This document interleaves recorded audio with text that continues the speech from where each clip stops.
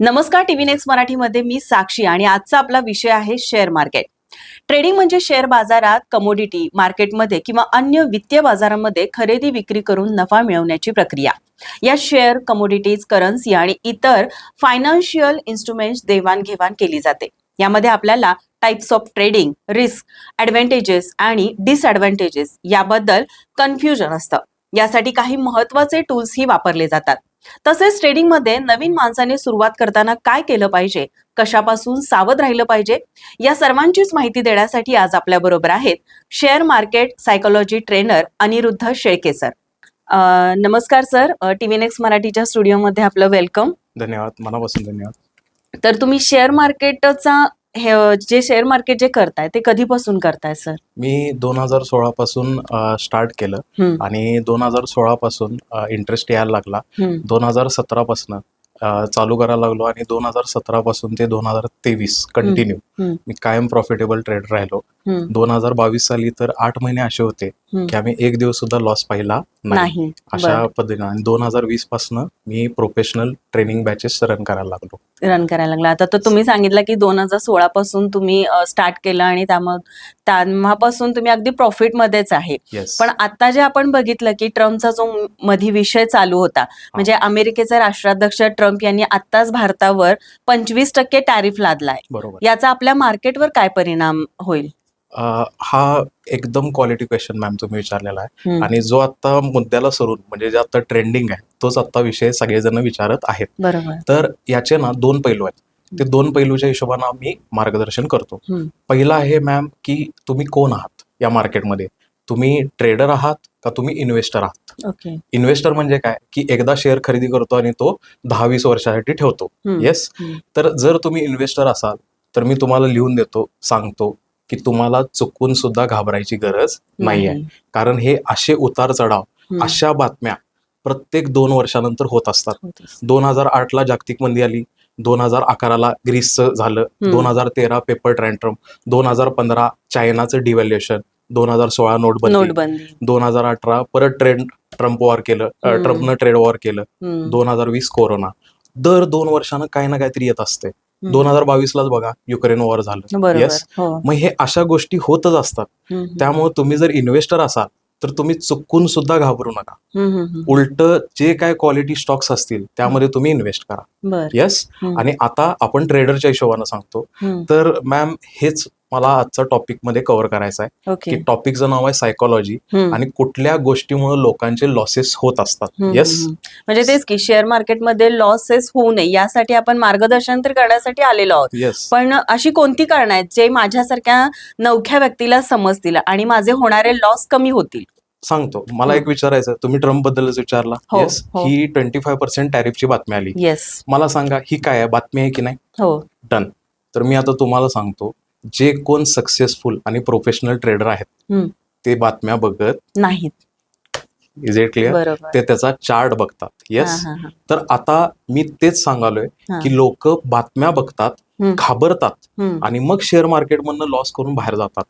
तर तसं आपल्याला करायचं नाहीये. येस.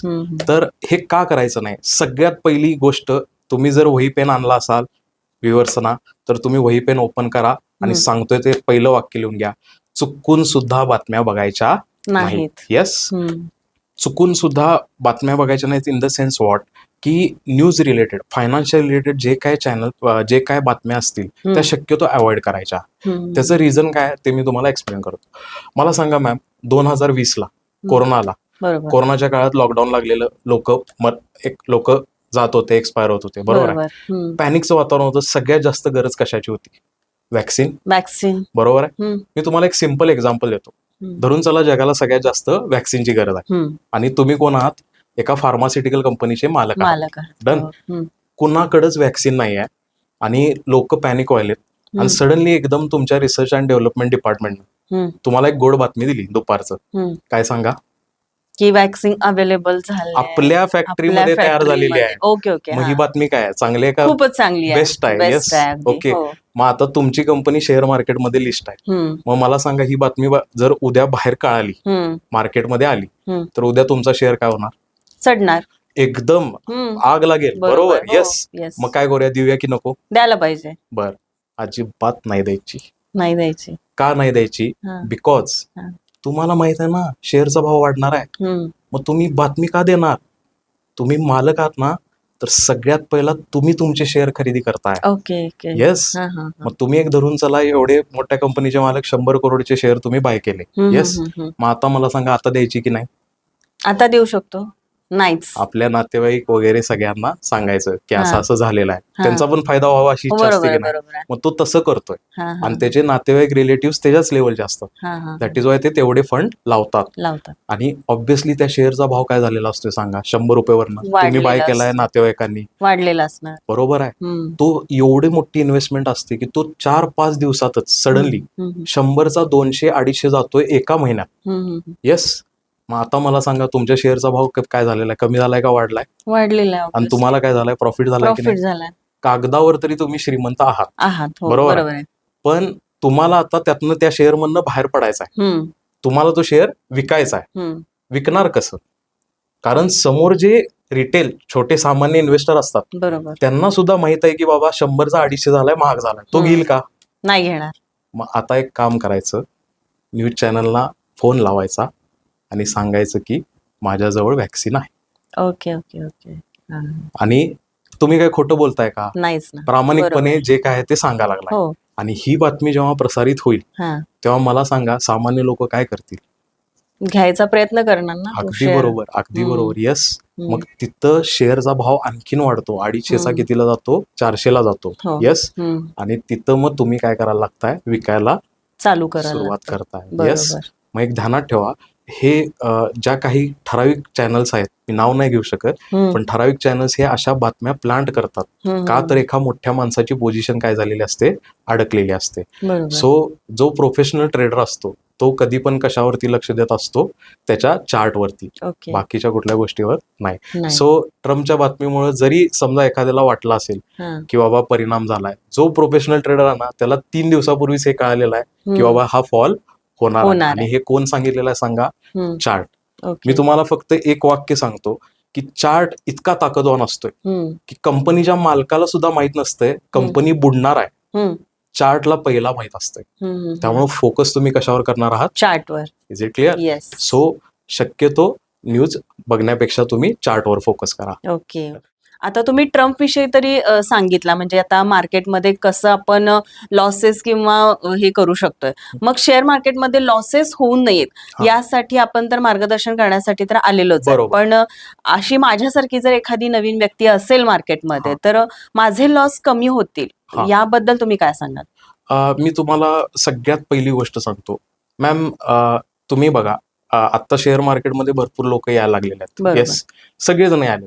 पण खरं सांगा, ते प्रॉफिटमध्ये आहेत का लॉसमध्ये आहेत? सेबीचा डाटा सांगायला लागलाय की 93% लोक कशामध्ये आहेत? लॉसमध्ये आहेत. येस. मग आता एक सिम्पल क्वेश्चन आहे की लॉस होण्यामागचे रिझन काय? तर त्याचं एकच रिझन आहे, लक्षपूर्वक आहे का? तर त्याचं रिझन आहे की तुमच्या अपेक्षा जास्त आहेत. बरोबर.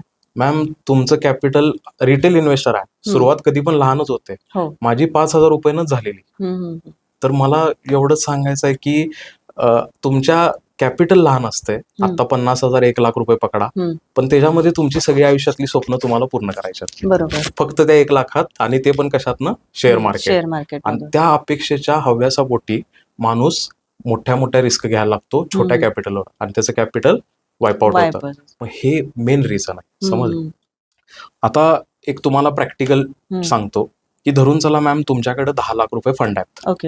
10,00,000 रुपये फंड आहेत. तुम्हाला मी काय म्हणतो, त्या 10,00,000वर तुम्हाला 26% स्कोर करायचा आहे वर्षाला. 10,00,000वर 26% म्हणजे किती झाले? 2,60,000. व्याज काय असेल ते. आणि 26% म्हणजे मॅम बघा, महिन्याला 2% अप्रॉक्सिमेटली. 26% वर्षाला म्हणजे महिन्याला 2%. किती टक्क्यानं स्कोर करायला मॅम तुम्ही? 2% हार्डली महिना. येस.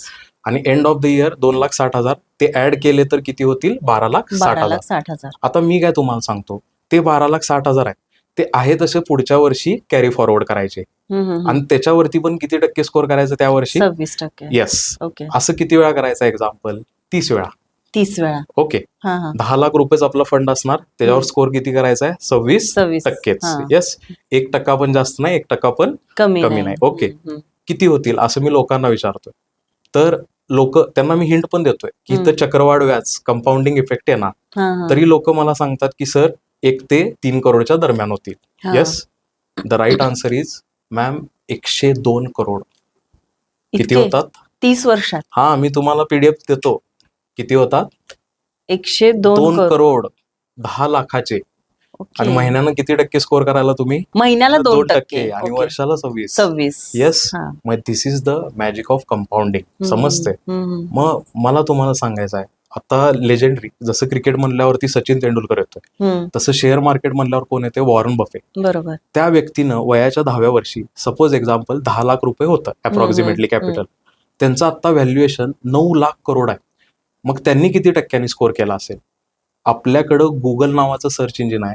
गुगल सुद्धा सांगते की त्या वर्षानं त्या व्यक्तीनं अॅन्युअली 18 ते 21% स्कोर केले. वार्षिक 18 ते 21, 26 पण नाही मॅम. 26 पण नाही. तुमचे 30 वर्षात 102 करोड झाले, मग त्या व्यक्तीचे का नाही होणार? कारण 10 वर्ष 90 वर्ष, आता वय 90 वर्ष, 80 वर्षाचा स्पॅम गेला. बरोबर. येस, मग the secret is in compounding. समजते? मग ती कंपाऊंडिंगची जी अमाऊंट आहे, आता तुम्ही जे 10 लाख रुपये म्हटला, मग ती कमी जास्त असू शकते का? म्हणजे समजा एखाद्या व्यक्तीकडे 5 लाख असतील. मॅम, मी एक स्टँडर्ड अकाउंट म्हणून ओके, स्टँडर्ड अकाउंट तुम्ही सांगितलं. काही अडचण नाही. एखाद्या माणसानं 10,000 वरती पण तो करू शकतो. हा, पण इक्वेशन तर तेच येणार. येस, मग the secret is in compounding. मग कसं असते, लोक काय म्हणतात की त्यांचं कॅपिटल असते मॅम 20,000 एक्झाम्पल, आणि 20,000 वरती मला अशी ट्रिक द्या की मी दिवसाला 500 किंवा 1000 रुपये मिळवतो. 20,000 वर दिवसाला 500 आणि 1000 म्हटलं तर मॅम 5% होते. वॉरन बफे वर्षाला 18% मिळाला आणि तुम्ही दिवसाला 5%, कसं होणार? मग या अपेक्षा काय आहेत सांगा? बरोबर. कमी आहेत की जास्त आहेत? जास्त. आणि त्यामुळे लॉस होतात. ओके. मग सगळ्यात पहिलं काम करायचंय तुम्हाला की समजून घ्या, शेअर मार्केट हा ऍज अ बिझनेस म्हणून ट्रीट करायचा आहे. त्यामुळं पहिली गोष्ट, आणि ह्या अपेक्षा कशामुळे वाढलेल्या आहेत की चुकीच्या इन्फ्लुएन्सर्सना फॉलो केल्यामुळे. इंस्टाग्रामवर ते चुकीचं सांगतात की आज मिळवले 10%, आज मिळवले 5%. मग हे कोण लोक आहेत? मग हे फ्रॉड आणि फेक असण्याची शक्यता जास्त आहे. मग सगळ्यात पहिला तुम्हाला त्यांच्यापासून लांब राहायचं. आता कसं आहे, तुम्ही प्रॉफिटेबल तर काय बरेच फंडामेंटल आपल्या क्लिअर झालेले आहेत, पण आता माझे बरेचसे मित्र आहेत, अनुभवी नातेवाईक आहेत, ज्यांना अनुभव आहेत, मग मी त्यांचा सल्ला घेतला तर चालेल का ह्यामध्ये? हा 2 नंबरचा पॉइंट आहे मॅम, की ज्याच्यामुळे लोकांचे लॉसेस भरपूर होतात. मी आता मगाशी तुम्हाला एक कल्पना दिली की 100 मधले अप्रॉक्सिमेटली 7% ट्रेडर्स प्रॉफिटमध्ये आहेत. ओके. 93% लोक लॉस करतात. आणि बाय डिफॉल्ट आपल्याला सजेशन देतात वडीलधारे की तुम्ही शेअर मार्केट करा. अरे आपला हा आहे, तो आहे, त्याला जाऊन विचार, त्याचा सल्ला घे. बरोबर. आपण जातोय त्याकडनं घेतोय, पण आपण कधी विचार केलाय का की तो 7% मध्ये येतोय का? तो प्रॉफिटेबल आहे का?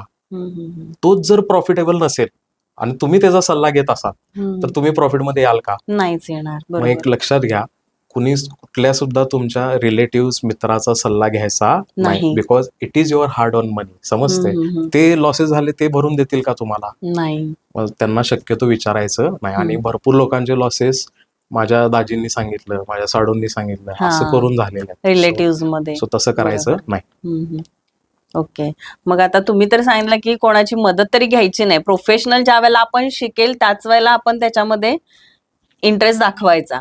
मग माझा महत्वाचा प्रश्न म्हणजे इंट्राडे ट्रेडिंग नवीन आहे मार्केटमध्ये, मग मी ते सुरू केलं तर? मॅम, हा एक फार महत्वाचं रिझन आहे की शेअर मार्केटमध्ये लोकांचे लॉसेस काय होतात. मी तुम्हाला एक प्रॅक्टिकल एक्झाम्पल देतो. मॅम, सपोज फॉर एक्झाम्पल एक मुलगा इंजिनियर आहे. येस, त्या इंजिनियरच आपण एक्झाम्पल घेऊया. ओके. मला सांगा, तो जो इंजिनिअरिंगला जातोय त्याची सुरुवात कधी होते? 11वी 12वी सायन्स साइडला. तो 2 वर्ष सायन्स साइडला देतो. त्यानंतर 4 वर्षाची डिग्री असते. 6 वर्ष झाली. 2 वर्ष आता जमाना पोस्ट ग्रॅज्युएशनचा आहे, एमटेक करतात. येस, मग त्याने एमटेक केलं. किती वर्ष? 8 वर्ष टोटल झाली. त्यानंतर 1 वर्ष इंटर्नशिप आहे. त्यावेळी 8-10 वर्षापूर्वी इंटर्नशिपला पैसे तरी द्यायचे, आता तर फ्री मध्ये आहे, फुकट राबवून घेतात. बरोबर आहे ना? मग किती वर्ष झाले सांगा? 9 वर्ष. 9 वर्षानंतर तुम्हाला लगेच 1 लाख रुपयाची सॅलरी भेटते का? नाहीच भेटत. तुम्ही 3 वर्ष राबताय, एक्स्ट्रा एफर्ट टाकताय, आणि खरोखर जर तुमच्यात स्पार्क असेल तर तुम्हाला पैसे यायला सुरुवात होतात. Am I right? येस. मग टोटल किती वर्ष दिली सांगा त्या 9 मुलग्याला? वर्ष 9 + 3 ऑलमोस्ट 10 ते 12 वर्ष. 12 वर्ष. बरोबर. त्यानंतर तुमच्याकडे पैसे यायला चालू झाले. हम्म, आता मी लोकांना शेअर मार्केट बद्दल म्हणतोय की ठीक आहे, तुम्ही स्वतःच्या फील्डला 12 वर्ष द्यायला, त्यानंतर तुम्हाला पैसे यायला. हम्म, मी तुम्हाला शेअर मार्केट बद्दलचे 4 क्वेश्चन विचारतो. हम्म. पहिला, किती पुस्तकं वाचलीत? सगळे सांगतात 0. नाही. हो. येस, मी Yes. त्यांना म्हणतो की उत्तर माहित आहेत. दुसरं, आमचं चार्ट असते, किती तास चार्ट केलेले आहेत? नाही. अगदी बरोबर. तिसरं, किती सेमिनार वेबिनार अटेंड केलेले आहेत? नाही. आणि चौथं, खरोखर ज्यानं पैसे मिळवले त्याच्या अंडर किती वेळ काम केलाय? बरोबर. मग या 4ही प्रश्नांची उत्तरं काय येतात सांगा? नाही. येतात. हम्म, स्वतःच्या फील्डला मॅम 12 वर्ष दिलाय, बरोबर. त्यानंतर पैसा आलाय, हम्म, आणि इथं 4ही प्रश्नांची उत्तरं नाही आलेत. हम्म, आणि कोणतरी माणूस सांगतोय की माझा फलाना क्लास करा हम्म. आणि 7 दिवसानंतर तुम्ही इंट्राडे मध्ये कमवा दिवसाला किती? 5,000, 5,000, 10,000 10,000. कमवणार. बरोबर. हा. काय वाटतंय, तो जेन्युन आहे का? नाही. तो फ्रॉड असण्याची शक्यता जास्त आहे. हम्म, आणि त्याच्यावर तुम्ही विश्वास ठेवताय म्हणल्यावर तुम्ही बुद्धू आहात. हम्म, हम्म, येस. Yes. त्यामुळे एक ध्यानात ठेवा, इंट्राडे ट्रेडिंग मी नाही म्हणत नाही, हम्म, पण इंट्राडे ट्रेडिंग ही सगळ्यात शेवटला करायची स्टेप आहे. हम्म, आणि तेच जर कोणतरी तुम्हाला म्हणत असेल की पहिला करा, तर मी लिहून देतो की तुम्ही तोंडावर पडणार आहात. त्यामुळे शक्यतो करायचं ऍटलिस्ट एक पहिले 6 महिने ते 2 वर्ष करायचं नाहीये करायचं. ओके. म्हणजे एकूणच प्रोफेशनल क्लास वगैरे केलं तरच ते, किंवा आपल्यामधून पण ते पुस्तकांचं ज्ञान, अगदी बरोबर. वेबिनार, सेमिनार वगैरे केले पाहिजेत. अगदी बरोबर. मॅम, मी बी ऑनेस्ट सांगू का, मी स्वतः ट्रेनर आहे, आम्ही इन्स्टिट्यूट रन करतो, बट ओके. असं काही नाही की तुम्ही क्लासच केलं पाहिजे. चांगली पुस्तकं आहेत, तुमच्या ऑब्झर्वेशन स्किल्स वापरा. ओके. तुम्ही शांतपणे ऑब्झर्व करा, चार्ट काय म्हणतोय, हळूहळू तुम्हाला समजेल. फक्त कसं असतं, जेव्हा तुम्ही एखाद्या ट्रेनरकडे जाता किंवा क्लासेसला जाता, तर ती वेळ तुमची कमी होण्याची शक्यता असते. अदरवाईज असं काय नाही, तुम्ही बिनधास्त स्वतःच्या ऑब्झर्वेशन पण करू शकता. पण आता कसं होतंय की शेअर मार्केटचं मलाही नॉलेज नाही आहे, पण अनेक लोक टिप्स देत असतात, पण त्या घेणं योग्य आहे का? बी ऑनेस्ट मॅम, स्पष्ट सांगतो की मी ना 2016ला एक पुस्तक वाचलेलं. ब्रायन ट्रेसी नावाचे लेखक होते. तर त्या ब्रायन ट्रेसीने एक वाक्य सांगितलं की एक लोकांचा प्रॉब्लेम काय आहे की लोक, कान आहे ना आपला, त्या कानाखालचे जो भाग आहे ना, त्यांचं जेवढं काही इन्कम असेल 99.99% या कानाच्या खालच्या भागावरतीच खर्च करतात. म्हणजे कपडे घ्या, मोबाईल घ्या, शूज घ्या. पण जो भाग त्यांचं इन्कम 50 पटीनं वाढवू शकतो एका वर्षात, त्याच्यावर ते खर्चच करत नाहीत. मग कानाच्या वरचा भाग, मग कुठला? तो म्हणजे आपली मेंदू. येस. मग ते मेंदूवरतीच खर्च करत नाहीत. मग मी एक गोष्ट सांगतो, टिप्स म्हणजे काय, तुम्ही दुसऱ्याचा मेंदू हायर करायला ना, बरोबर, का करा लागलाय? टाइम स्पेंड करा. ही गोष्ट कशाची आहे मॅम? पैशाची आहे. आणि ते लोक कारण देतात की काय, की आमच्याकडे वेळ नाही, काय नाही. ज्याला पैशाचं महत्व कळतं ना, तो 1 तास लवकर उठेल, बरोबर, आणि काम करेल. सो टिप्स घ्यायच्या नाहीत. आणि जेवढा अनुभव आहे तेवढं सांगतो, मार्केटमध्ये फार कमी लोक आहेत जे जेन्युअनली टिप्स देतात. अदरवाईज 100 मधले इथं पण तोच रेशो आहे, 98% लोकांचे लॉसेस या टिप प्रोव्हाइड करणाऱ्यांपासून झालेले आहेत. टेलिग्रामला चॅनल काढलेत, माझी अॅक्युरेसी 98%, 99% आणि त्याच्यामध्ये लॉस केलेले आहेत. सो अवॉइड करायचे. ओके. मग ऍज अ बिगिनर शेअर मार्केटमध्ये माझा अप्रोच कसा असला पाहिजे? तुम्हाला एक प्रॅक्टिकल एक्झाम्पल देतो. ते जर तुम्ही समजून घेतलात ना, तर तुम्हाला सांगतो मॅम, तुम्हाला शेअर मार्केट समजेल. येस. मॅम, मला सांगा, आता राजारामपुरीमध्ये मी राहतोय.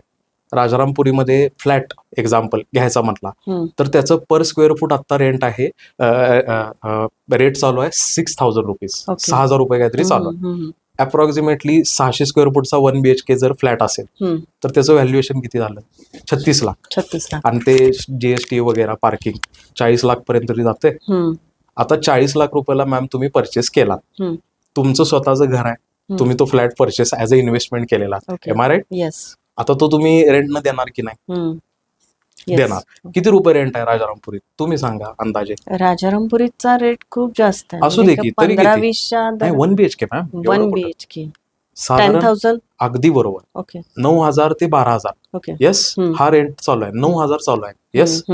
मला सांगा मॅम, तुम्ही 40 लाख रुपयाला फ्लॅट घेतलाय, 9,000 रुपये तुमचं मंथली रेंट आहे, 40 लाखाची इन्व्हेस्टमेंट, 9,000 रुपये तुम्ही मिळवालाय. हे 1% तरी होतं का तुमच्या इन्व्हेस्टमेंटच्या? 0.2% होतं. पण तुम्ही बघा, तुमचे जे नातेवाईक आहेत, आपण जेव्हा भेटतोय, काय नाही मी फ्लॅट घेतलाय, मी त्यांना रेंटनं दिलेला आहे असं आपण बोलतोय, मग ते पण म्हणतात किती छान केलं, आणि तुम्हाला पण कसं वाटते, भारी आहे, भारी इन्व्हेस्टमेंट वाटते.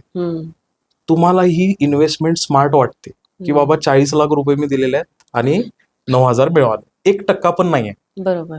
हे स्मार्ट वाटते तुम्हाला, बरोबर आहे. बरोबर. मग हा शहाणपणा शेअर मार्केटमध्ये कुठं जातोय? कॅपिटल 1 लाख रुपये मला मिळवायचे 70,000, स्वतःच्या 40 लाखाच्या इन्व्हेस्टमेंट वरती 1% पण रिटर्न नाही, ती इन्व्हेस्टमेंट स्मार्ट. पण शेअर मार्केटमध्ये 1 लाख आणून 70,000 मिळवायचे, काय कितपत योग्य आहे? नाहीच की. मग अप्रोच आहे ना, जसा तुम्ही तो फ्लॅट मध्ये जसा ठेवताय ना तसा ठेवा. तुम्हाला एवढं सांगतो की शेअर मार्केट तुम्हाला जबरदस्त रिटर्न देईल जेव्हा तुम्ही अपेक्षा कमी ठेवताय. असं आहे. येस. ओके. म्हणजे सायकोलॉजी कशी एफेक्ट करते त्याचं एक एक्झाम्पल दाखवू शकाल का? सायकोलॉजी कशी एफेक्ट करते तेच मी तुम्हाला एक सिक्रेट सायकोलॉजीची ट्रिक सांगायला आलेलो आहे, स्पेशली तुमच्या व्ह्युअर्ससाठी. तर कसं असते सायकोलॉजी म्हणजे, आता मी एक तुम्हाला सिम्पल क्वेश्चन विचारतो. मी ट्रेनिंग प्रोग्राम रन करतोय, आता धरून चला की एखाद्या व्यक्तीने माझ्याकडचा क्लास केला, ओके. मग मी त्यांना विचारतोय की ह्या पुढच्या 6 महिन्यात तुम्ही ट्रेड किती घ्याल? तर ते म्हणतात की सर घेईन ना, की जेवढे जमतील तेवढे घेईन, ओके. मग मी पुढचा क्वेश्चन विचारतोय, शिका लागलाय, एक्झिक्यूट करायलाय म्हणल्यावर चुका तरी होणार तुमच्याकडे. तोच क्वेश्चन मी तुम्हाला विचारतो, मॅम पुढच्या 6 महिन्यात तुमच्या किती चुका होतील? खूप होणार. अंदाज नंबर सांगाल, एक छोटा मोठा सांगा, काय अडचण आहे, नंबर किती चुका होतील तुमच्या?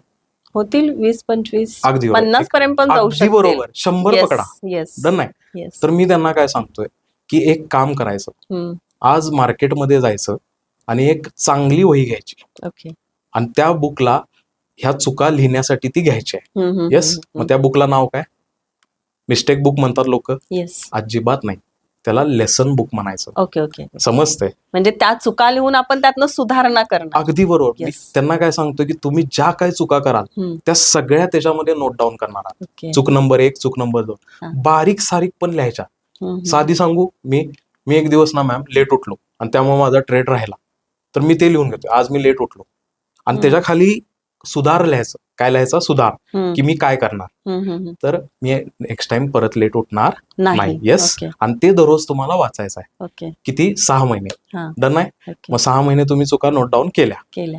आता मला सांगा, तुम्ही इम्प्रूव्ह करायला लागलाय, तर शेअर मार्केटमध्ये तुम्ही राहणार आणि तुम्हाला पैसे यायला लागले. मला सांगा, तुम्ही काय 2 वर्षांना बास करणार आहे? नाहीच करणार. 10 वर्ष पण कंटिन्यू ठेवणार की नाही? आता एक सिम्पल क्वेश्चन विचारतो की 10 वर्षानंतर तुम्ही चुका करणार की नाही मॅम? करणार की. बरं, होणार एखादी चूक मार्केटमध्ये, मार्केटनुसार होणार. मग त्या चुका काय असतील सांगा, नवीन असतील का जुन्या असतील? 10 वर्ष नाही, नवीन पण असू शकतील. तुम्ही बघा काय वाटतंय, म्हणजे मार्केटच्या ह्याच्यानुसार आपल्या त्या नवीन पण असू शकतील. मी सिम्पल सांगू, येस, लोक सरळ सांगतात मला, जे अनुभवी ट्रेडर्स आहेत ते म्हणतात की 10 वर्षानंतर पण आम्ही वेगवेगळ्या नवीन चुका करणार. तर मी त्यांना सांगतोय की मी तुम्हाला स्टॅम्प पेपरवर लिहून देतो, तुमचं एक्सपिरियन्स 20 वर्षाचा असू दे नाही तर 30 वर्षाचा, पहिल्या 6 महिन्यामध्ये तुम्ही ज्या चुका केलेल्या त्या चुका रिपीट होत असतात. एक सुद्धा चूक तुम्ही या मार्केटमध्ये नवीन करणार नाही, सगळ्या रिपीट होत असतात. मग हे जर पहिलाच मी सांगत असेल तर 6 महिन्याच्या ज्या चुका आहेत त्या दररोज वाचत जर तुम्ही असाल तर तुम्ही दररोज चुका करणार का? त्या रिपीट होतील का?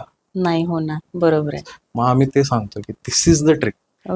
तुम्ही ट्रेडिंगच्या जेव्हा तुम्ही येणार, जेव्हा तुम्ही चार्ट ओपन करणार, मी त्यांना सगळ्यांना सांगतोय की स्ट्रिक्ट वॉर्निंग आहे, जोपर्यंत ते लेसन बुक वाचत नाही तोपर्यंत हात सुद्धा लावायचा नाही.